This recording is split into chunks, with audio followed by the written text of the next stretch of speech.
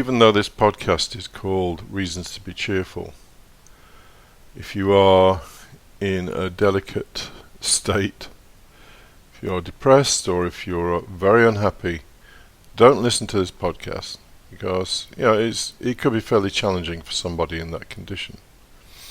And I'm just honouring the promise that I made some time ago because somebody asked me to do that. So it may not be obvious why the reasons that I'm going to give are reasons to be cheerful, but actually they are reasons to be very cheerful. Most of the human race has got it all pretty much wrong. They think that to be happy or cheerful, they need to acquire stuff. They need to go through relationships. They need to have power. They need to have more sex, more money, more status. And of course the biggest charlatans of them all in this are the people selling positive thinking. I've been through this on a previous podcast, but all positive thinking does is heap up your expectations. And because life really doesn't give a toss about your expectations, many of them or some of them will not be met, and that will cause you pain. So it seems that we don't really learn from previous generations. If you look at aging people, not all of them, but many of them are to a large extent bitter and resentful. And they're bitter and resentful because all their dreams and all their sickly sweet ideas of what the future was going to be just didn't come true. Well, of course it didn't come true because life has no regard for your sickly sweet dreams and your imagination. Despite the fact that many people believe that by imagining something they can make it happen. Well, I'm quite happy for people to do that, but they're just setting themselves up for pain and disappointment. In reality, all life requires from us is that we reach breeding age, that we procreate, that we live long enough to rear our offspring, and then after that there's a fairly rapid decline to death. Depends what age you have your kids, of course, but consider most people get their kids off their hands in their 50s, maybe as late as early 60s, and there's not a lot of time left for whatever somebody wants to do with their life, and life at that point really doesn't give a toss. So whether you end up with some horrible heart condition or cancer or Alzheimer's or something is life's way of just saying you serve your purpose, adios. So let's get to these reasons for being cheerful.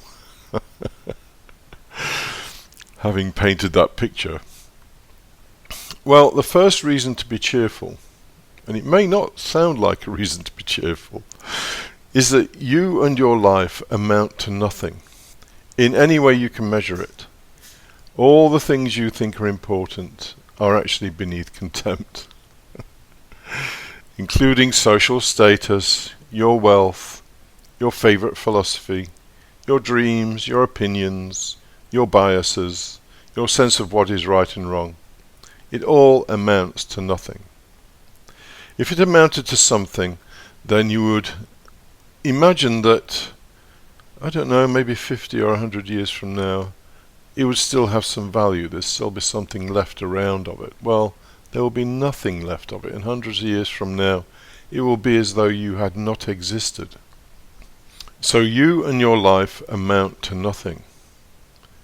Now, there are two ways you can look at that. One is that it can make you depressed at the utter and total meaninglessness of it all. Or you can see it as an ultimate statement of freedom. If nothing you do, nothing you think amounts to anything, and that allows you free to do whatever you want, within, of course, the bounds of the law, and within your own particular ethics that determine how you treat other people. There's actually a great beauty in being nothing. It means there is nothing to get uptight about, nothing to chase after, no thoughts that can weigh heavily upon you, No situations that can diminish you in any way, because you don't expect anything. Because you are nothing. How can nothing expect something? Life actually has no real way of dealing with a nothing person. It has almost no hooks that it can get into you. I mean, of course, we're all mortal and we're all human beings and we are programmed in the way we're programmed. And so it would be silly to say that life cannot get to you in some way. The death of someone who's very close to you is going to affect you. There's just no way around that. But here's your first reason to be cheerful. You are nothing, and absolutely nothing you do, think, none of the values you have mean anything. And so absolutely nothing matters. You are as free as a bird. So reason to be cheerful, part 1. So let's talk about the second reason to be cheerful. Fortunately, although man has been gifted with the ability to foresee his death, we all know we're going to die at some point, sooner or later, 5 minutes from now or 30 years from now, or whatever it is. There is a compensation. We have this rational intelligence that allows us to understand how the great monster called life actually works. All living creatures are desperate to survive, and so they basically screw each other over. Plants, animals, insects, men, they all in some way exploit each other so that they can continue to exist. Of course, the most basic way is by eating each other. But in the case of men exploit each other. They exploit each other's labor, gifts, talents. And the people who are most successful in life are typically the people who are the best at lying and cheating. It's just the way it works. So we have this rational intelligence that allows us to work out this basic fact that everything is striving to survive, and every creature will do everything it can to ensure that that actually happens, that it does survive. So by understanding that, then you will understand the nature of relationships between people. And of course, this way that people screw each other over may be done in a very charming and genteel manner, but the end result is always the same. And the odd thing is that by understanding how these and other things work, we become free of them to some extent. This is what Spinoza's Ethics, particularly part 3, is all about. He describes the great beast, this effort that everything makes to preserve its existence, and the implications of that. And once you understand all the implications, then the sting goes out of what might otherwise be seen to be dishonest, cruel, deceitful behavior. You understand why people are like that, and so the sting goes out of it. So here is your second reason to be cheerful. Your rational intelligence can figure things out, and this in turn can reduce the stress and the strife and the pain in your life if you use that intelligence well and if you live wisely. And you might say, well, why would we not want to live at all? Well, that's just a hypothetical question.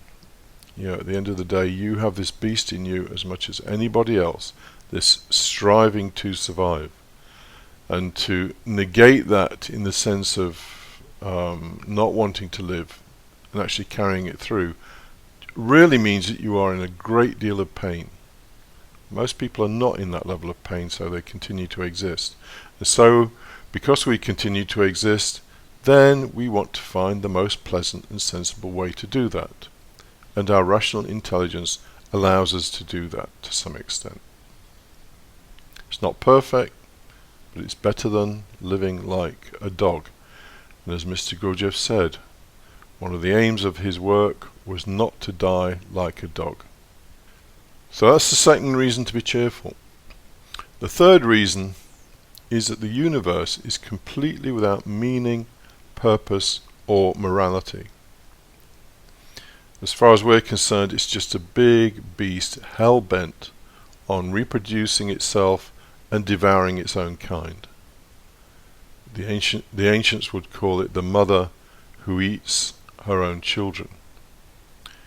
So we don't have to bog ourselves down with ideas of life's purpose, that justice will ensure the good prosper and the bad do not, or go to the effort to try and figure out some kind of meaning, because there is no meaning. Things like meaning and purpose are purely human constructs. They're things that our ego creates to try and give itself a sense of importance. And you get charlatans like the guy who wrote the book God's Purpose for You, which feeds directly into that need for affirmation from the outside. This whole thing of meaning, purpose, morality is an attempt to seek affirmation from some outside authority. You want someone to tell you that this is the meaning of your life, or this is the purpose of your life. Because within yourself, you don't have the means of affirming your own self without some idiot on the outside telling you that God has a purpose for you. God has no purpose, full stop.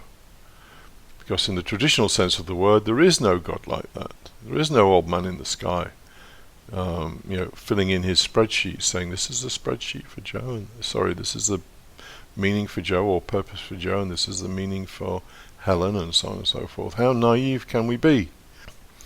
So, no purpose, no meaning, no morality. The universe doesn't come with a sense of morality. Morality is simply something for men, or for mankind, to figure out the best way for it to live with some sort of reasonable state of life.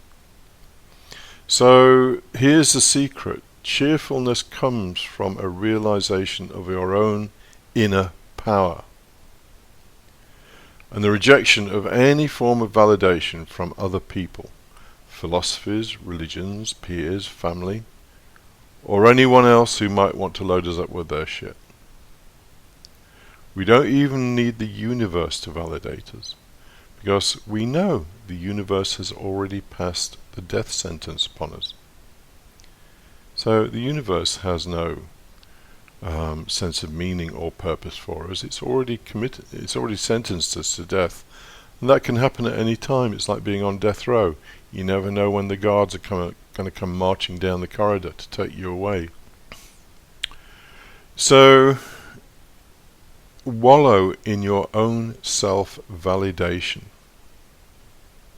in your own intelligence, in your own ability to see things as they are, rather than some fairy tale that you've been told, or that society tries to put upon you, that if you get more stuff, if you have more relationships, if you have more power, if you have more money, then you're going to be happy and cheerful. It doesn't work like that. I think most people really know that, but they daren't really go against the consensus. So wallow in your own self-validation and negate everything else, and experience cheerfulness.